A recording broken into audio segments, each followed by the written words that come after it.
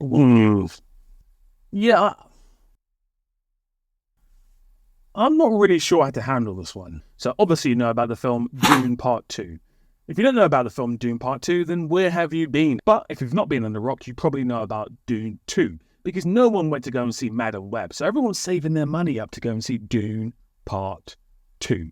If this is your first time coming to my channel, you probably don't know anything about me, you probably don't know anything about this channel, and you probably don't know about the fact that I made a whole video dedicated to the director, Denis Villeneuve. The video absolutely praises Denis Villeneuve, almost calls him the best director in the world right now. So I want you to keep that in mind throughout my whole review. It's not biased, and if anything, it's biased towards Denis. Now, Dune 1 was a hell of a film. I absolutely loved it. A lot of people say it was boring and long and monotonous and the acting wasn't great. You didn't get to know the characters, and Zendaya is totally in it, and so many criticisms for part 1.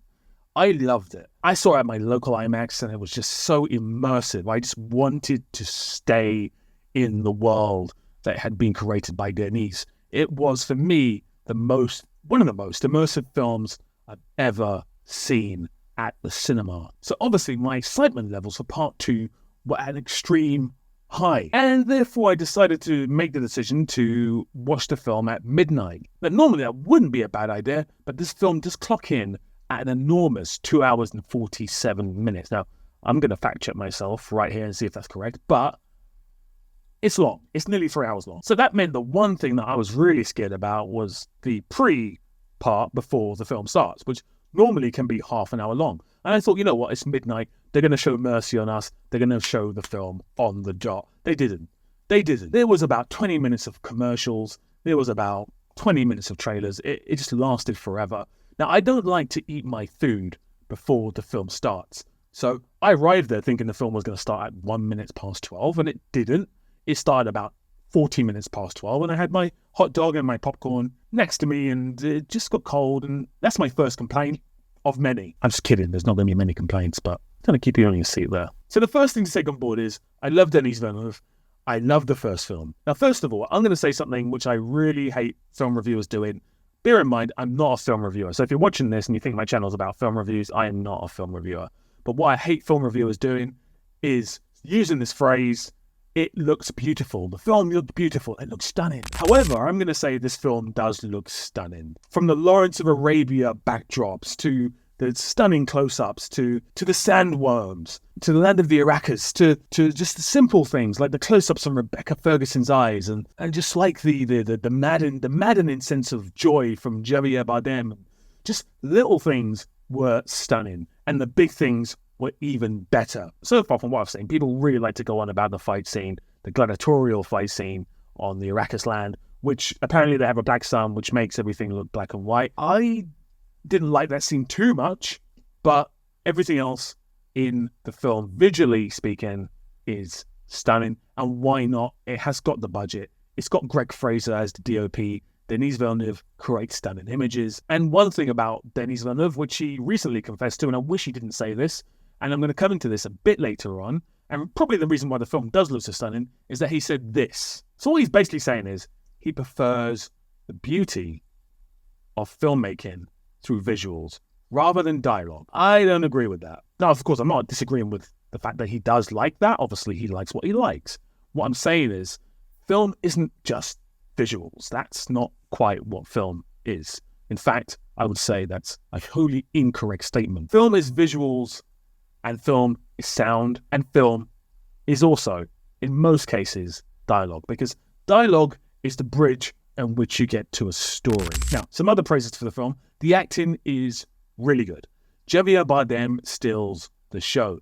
Zendaya comes a close second, and Timothee Chalamet, who I do think is a very good actor, is also fantastic. And the scenes when he transitions into, I won't give away what he transitions into, but you see a change in his character. In the first film, he's very soft, he's very malleable. In the second film, especially towards the end, you get to see what he is going to become and what he does become. And his performance is top rate. I didn't think he had it in him. So well done to you, Timothy. Rebecca Ferguson, again, is maddening in this film. She is fantastic. I've never been her hugest fan. I've never been against her in any way. I've always thought she's a very good actress. But I think when Mission Impossible, I forgot which one it was, first came out, she kind of came to the fore. In that film, everyone was wowing over her. I wasn't quite at that point. But in the last two films, in this film and in the last Dune film, she's been sensational. And she's scary. When she's on screen, she's truly scary. Another big, huge shout out to Charlotte Rampling, who, again, is fantastic in this film and very scary. Christopher Walken is in this film. That's all I'm going to say. He's in the film. Doesn't really do much. And honestly speaking, they could have used anyone else. But I'm a huge, as everyone on the planet is, a Christopher Walken fan. But he doesn't really do much in this film, and he didn't need to be in the film. In fact, that's kind of one of my complaints with the film, is that there's too much. There's too many star-studded cast members that don't need to be there. For example, I love me some Florence Pugh. She doesn't really need to be there. She doesn't do much. I'm sure that in the third film, she's going to have a way more prominent role, but she's hardly in this film, and she doesn't really do much. One person who I need to shout, who has not got any shout-outs yet, and is a bit of an underrated actress, I feel, is Léa Seydoux. As part of the Bene Gesserit, who are the overlookers and kind of the plotters and the schemers of this whole Dune universe, and they're kind of the reason why these little things are happening. Her performance is fantastic, and she looks fantastic on screen. Really good performance. Now, one of my complaints about Christopher Nolan is that his earlier films were very sparse, and the narratives were tighter. And what this led to was better filmmaking, but also better storytelling. And storytelling for me is the most important thing in filmmaking.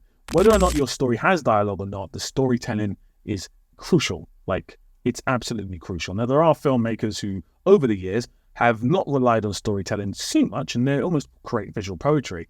But I'm a huge fan of storytelling in films. So one of the things I was scared of with Denis Villeneuve is the fact that he now is working with these bigger budgets. And I feel like he's slipping into the Christopher Nolan thing of just having his cast peppered with well-known actors.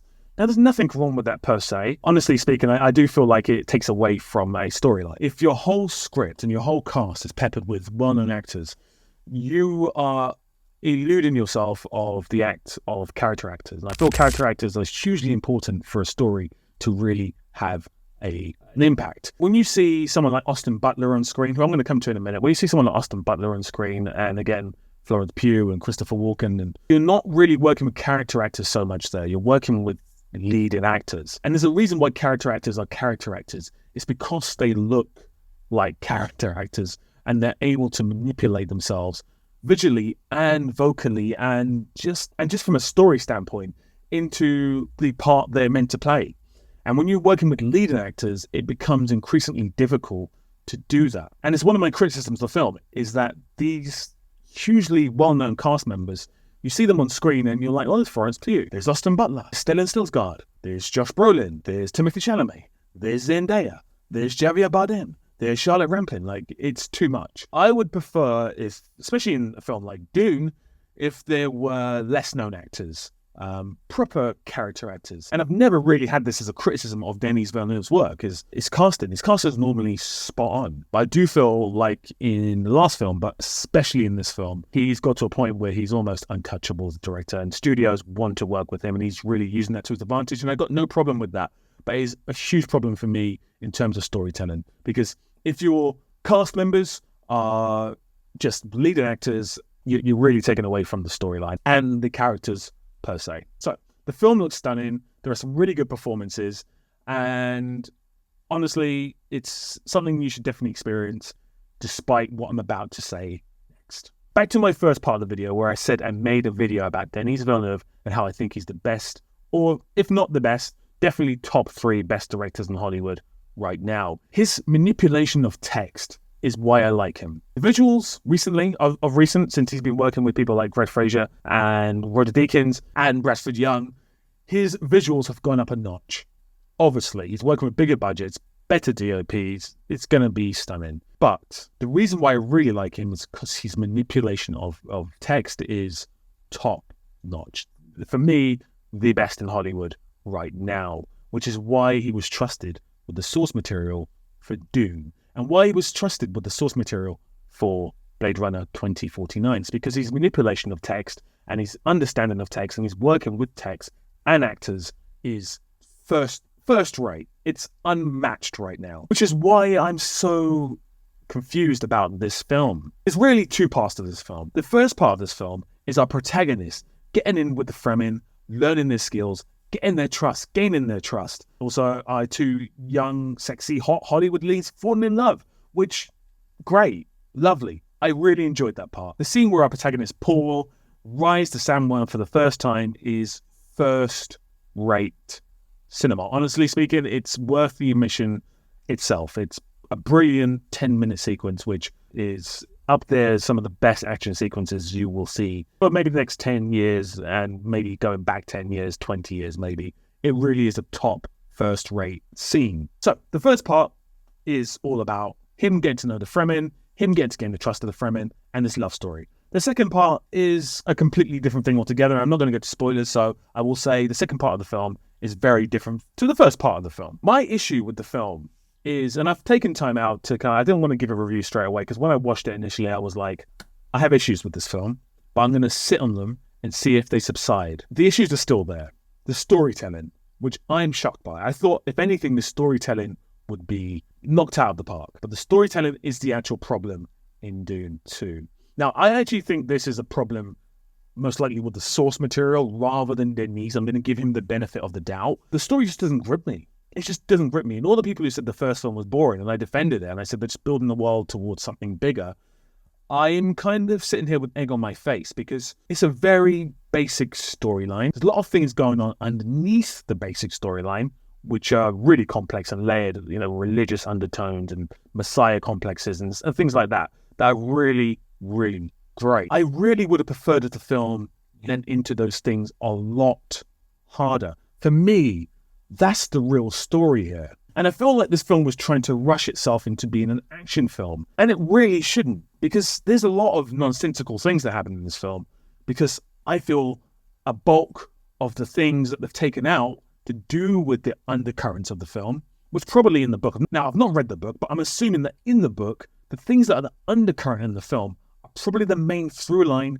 in the book. And I can just tell, because there were moments when I was watching the film and we would jump from action sequence to action sequence to action sequence with just a click of a finger, Thanos style. It really jarred me. I found the action sequences really jarring. It would just jump from an action sequence straight to another action sequence to another one. And it felt like the studio or Dennys or someone has gone, well, people said the first film boring, so let me hit you with the action. And I don't want to be hit with the action. For me, action really has an impact when it has a purpose. And one of the reasons I hate John Wick 4 is it just went on for too long, and there's too many action sequences. When if it was a nice tight 90 minutes with these beautiful action sequences, then John Wick 4 would have been a better film. This film feels like it felt like 2 hours and 15 minutes of noise, and I was not expecting that from Denis Villeneuve. So when the film really leans into the religious undertones, when it really leads into the Messiah complex, when it really leans into the love story, just these little moments, that's when the film is at its strength. And I really wish it did that more. With that comes problems with the character work. And I really think that from the first film to this film, there's been a development of certain characters. Again, the Fremen are explored and they are developed in a really nice way. Javier Bardem, who's a standout in the film, again, his character is developed beautifully. He's the most interesting character in the whole film for me. Cheney or Chaney, I don't know which one. Most people are using both pronunciations, but let's just go with Cheney, because it sounds like Dick Cheney, and, there was a film called Dick, and it's relevant to film because of the film, Dick. Anyway, Cheney is a very good character in this film, and the first film completely underutilized, a bit like, and this is a bit of a spoiler, Anya Taylor-Joy is in this film, but she's here through flash forwards and flashbacks, and it's kind of weird. She's hardly in the film, a bit like Zendaya in the first film. She's really good in this film, Zendaya. I am a huge Zendaya fan. I think she's a really, really raw actress. I think there's a lot of raw emotion in her, and she knows how to portray that really well on screen. I think she needs to be finely tuned. I think maybe in 10 years' time, she's going to be just the best actress in Hollywood, but a lot of raw emotion in her. and she knows how to tap into it for some really good moments. Her character has a lot of development in this film. Paul Atreides is also developed as well, but there's other characters in the film who just turn up, and this is my problem again with the leading actors they've put into the supporting roles in this film. Now Austin Butler, his character for me, I think Austin Butler is a good actor, and I think he's going to be a very important actor going forwards. People talk about there not being many young actors nowadays, and I think this film has a cast of wonderful young actors, and he's one of them. This performance is very one-tone, and again, I don't think it's anything to do with Denis Villeneuve. I think it's to do, or maybe it is. I've not read the books, so maybe it is. It's for me a very one-tone performance. Is he scary? Not really. I don't find characters like that scary. Characters who are pointless and just do things randomly. That doesn't scare me. That does not scare me at all. There needs to be a layered complexity to the things they're doing. Like, there's one scene, and it's in the trailer, where he just murders one of his assistants. Why? That's actually an introduction to the character, and it doesn't make me feel like, oh, this guy's a badass. I just feel like you guys are trying too hard. Just calm it down. And it felt like that. It felt like we were trying too hard with this character. It felt like he's a real badass. Look what he's going to do in this scene. And this scene. And there's the gladiator scene, which I'm not going to ruin, but again, it just felt like we were leaning into something that I didn't buy into at all. In fact, the whole of the Iraqis are just underwhelming. In the first film, I really liked Baron Vladimir. He was brilliant.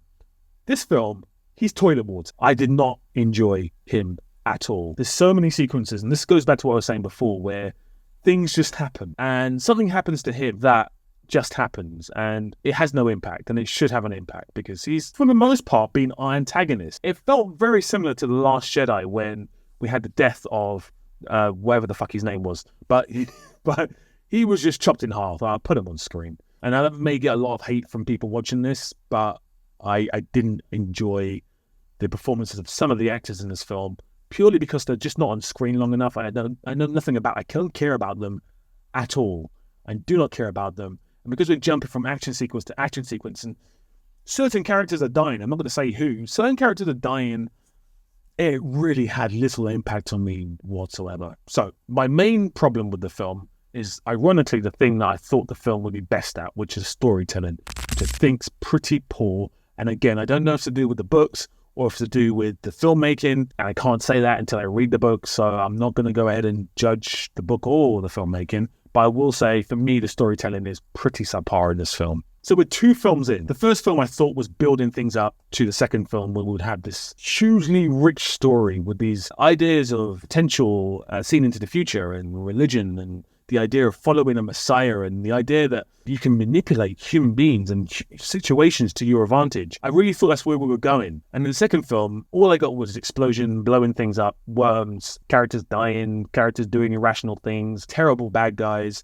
Also, coming on to terrible bad guys, the performance here of an actor that I'm not a huge fan of anyway, Dave Bautista, is terrible. It's absolutely terrible. And I've seen many people try and defend it. It's a bad performance, and I don't think it's necessarily his fault. I'm not a huge fan of his, but I don't think this is particularly his fault. I think that this is maybe, again, down to, I just don't think the 3 hours used was used wisely. And I think he's just going around shouting, but he goes around shouting in every sequence that he's in. Someone in the comments is going to probably say, it's because of this reason. Maybe, but honestly speaking, I don't care. Now, I'm a huge fan of films.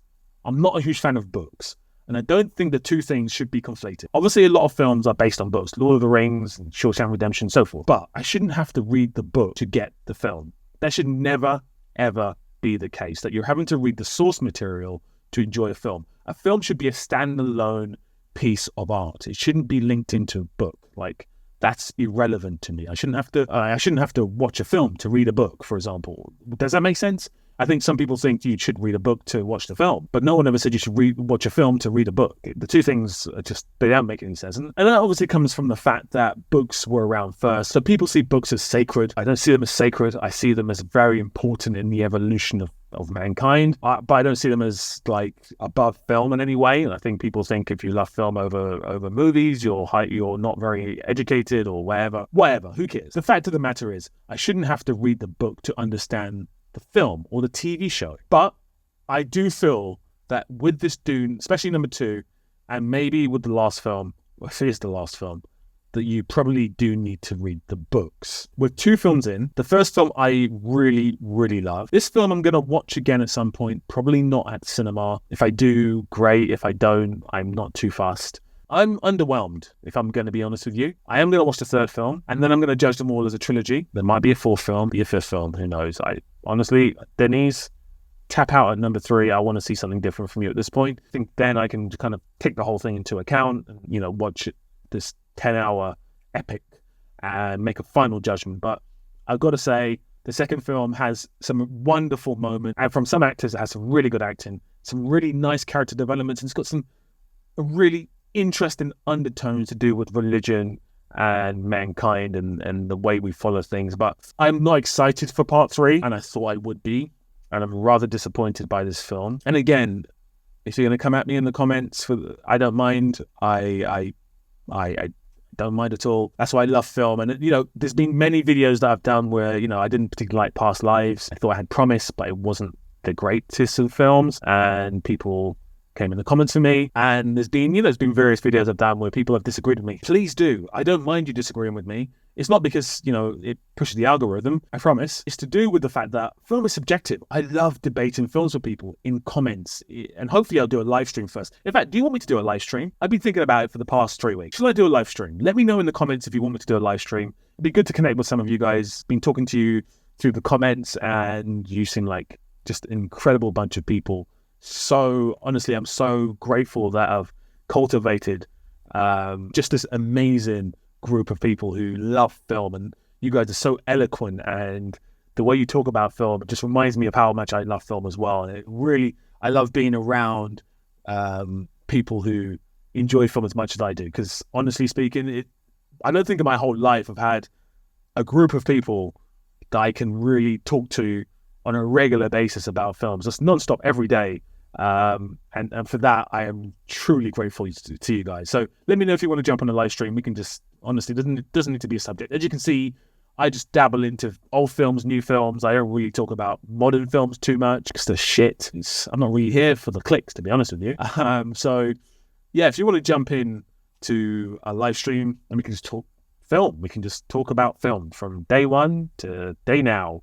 And have a good time talking about film. If you want to do that, let me know. We can put it in the comments. And if enough people comment and they want that, I'll jump onto live stream for maybe an hour or so. We'll see how it goes, and then we'll go from there. But yeah, this film, it has its moments. It's not a bad film. Please do not see this as me saying this is a bad film. It's not a bad film. Just honestly, I found it underwhelming compared to the first film. Again, I thought we were building towards somewhere, and then what we're building to was just a bunch of explosions and really quick cutting between moments that really, for me, one of the things I really hate in films, and especially in modern day films, is how we jump from scene to scene, and there's no segue to allow me to come with or to make those leaps of faith with the narrative. And this film, unfortunately and surprisingly, does that. For that, I would have to blame Denis Villeneuve, unfortunately, because I don't know much about the books, but I do know the source material is really rich, and I do know that a lot has been cut out, and it had to be. I mean, this film would be 4 hours otherwise, 6 hours otherwise. So I don't blame him in that sense, but